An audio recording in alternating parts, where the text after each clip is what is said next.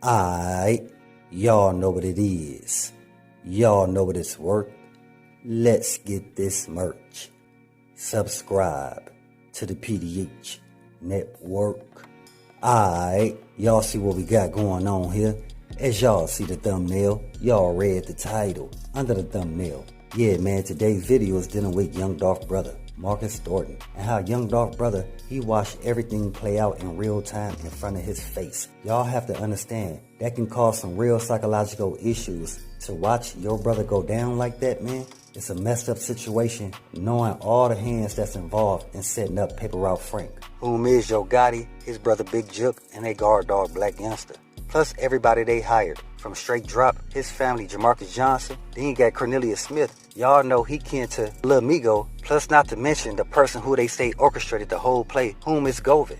And with that, y'all can't forget about the family members of Yo Gotti and his brother Big Jook that work on the department. Yeah, man, the same people that made sure all the cameras is not being exposed. So all the cameras in that whole parking lot, it was Yo Gotti family on the department that hid that type of information, man. And again, to watch your brother get backdoored like that can definitely make you not trust nobody, man. I know for a long time you have folks saying why they didn't get Young Dolph brother. Because the play was not made on Young Dolph brother. The play was planned and orchestrated based around Paper Route Frank. These people been watching Young Dolph moves for a long time, to the point where they got him at the cookie shop, to a spot where they knew Young Dolph would be his most vulnerable. Because y'all gotta understand, Young Dolph, because they knew Young Dolph, he would have his guard down once he entered into the cookie shop. The question that a lot of people have is that how did these people know that Young Dolph was gonna be pulling up to the cookie shop on that date at that specific time with his brother?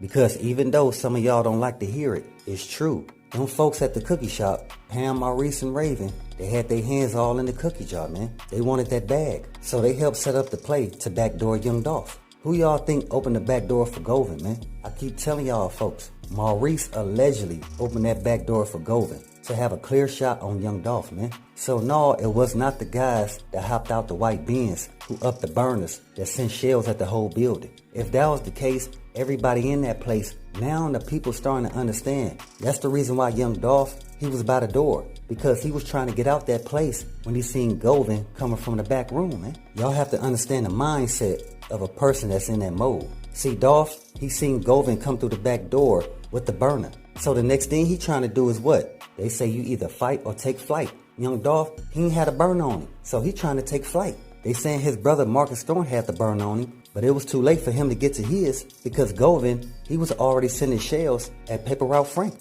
Again, man, it's just messed up how far these people will stoop to set up Young Dolph. See, at first, some folks thought that it was some guys just randomly following Young Dolph. No, man, these folks have been keeping up with Young Dolph for the last few months. They've been watching all of Young Dolph moves, even to the point where they was able to get Straight Drop inside the PRE circle to get a further look into Young Dolph moves. What places he go to, how long he gonna be there. Once they start keeping up with that, now they have people around those places trying to see if he gonna come back. But the spot he kept coming back to and was showing love to was the cookie shop. Before we get into it, as always, man, let's pay our respects and say rest in peace to Young Dolph.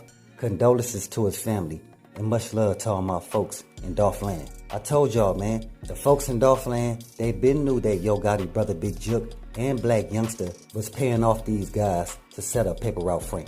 And even before the whole 100 shots situation, I told y'all, man, they had been hiring different young cats to snatch the different Paper Route artist chains, man. So Yo Gotti brother Big Jook and they little guard dog Blac Youngsta, I told y'all, man, they was trying to do everything in their power to bring down Young Dolph and the Paper Route. But it never happened because Young Dolph, he always made sure that the work spoke for itself. And another point that the people was not seeing, which I was trying to inform you guys before, is that Yo Gotti, he didn't like the way Young Dolph was moving because Young Dolph, he was getting a whole lot of love and respect from the streets, not the industry. See, Yo Gotti, he became an industry artist, while Young Dolph, he was the people choice artist. He was the artist that spoke for the people. He was really that motivation that people in urban communities was looking for because he never made himself bigger than the circle. No big I's, no little U's. And that was Young Dolph's mindset. So again, the reason why I say Young Dolph, he was the people choice, because it's known that Young Dolph, he had way more respect in Memphis than Yo Gotti. You have to understand, what comes along with that is record sales. streams, tours, making money off your intellectual property, and you receive 90 to 100% of what you make off your own intellectual property. See, right there, that affected Yo Gotti. That affected Yo Gotti numbers. Once Young Dolph started signing artists, especially when he first started with KeyGlock, and they was just moving numbers, come on, man, that made Yo Gotti feel some type of way. Matter of fact, here's somebody from Memphis that'll tell you about Yo Gotti. Here you go. That's something I'm going to talk about, because if you speak about us, and we got the whole world liking us. You know what I'm saying? The whole world. You come, every album you come out with, just like Dolph did him, every album he came out, he said, oh, God, I put your baby mama. And just like us, every time we came out, Gotti came out, he had something to say about us that I guess that was part of his game, you know what I'm saying? So he can move like he moved.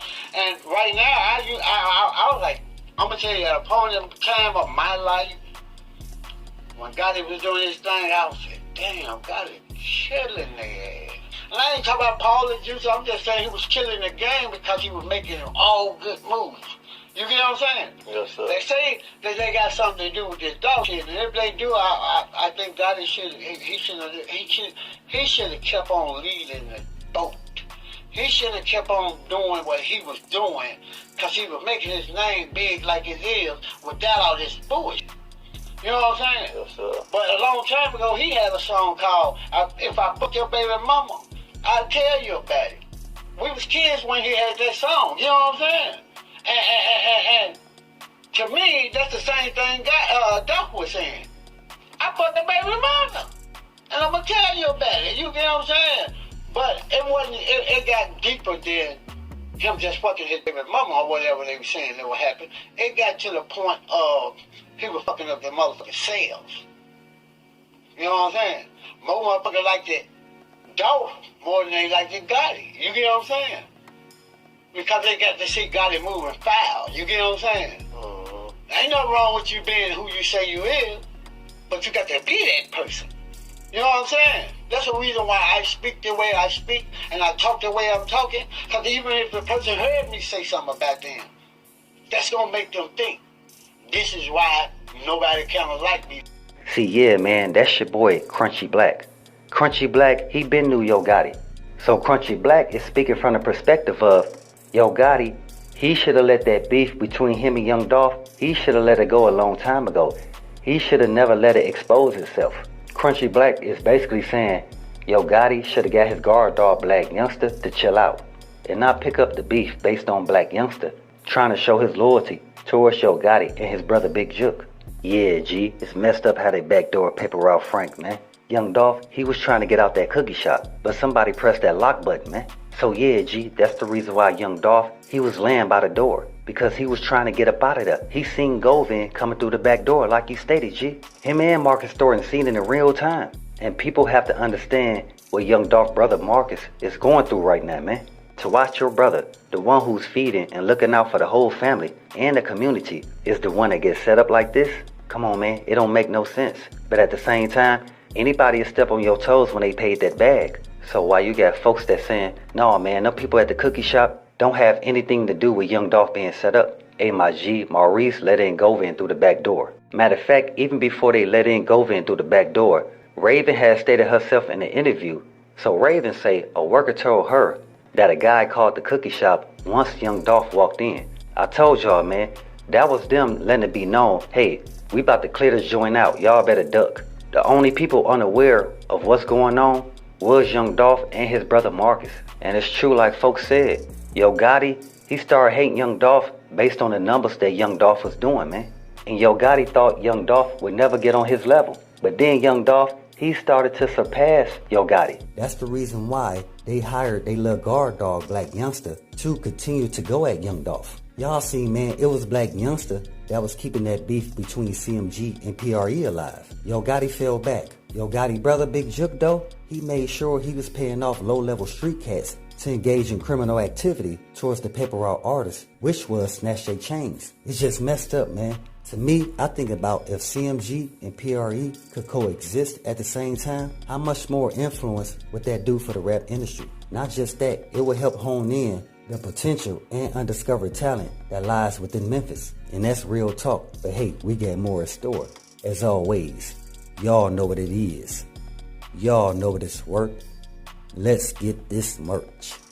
Subscribe to the PDH Network.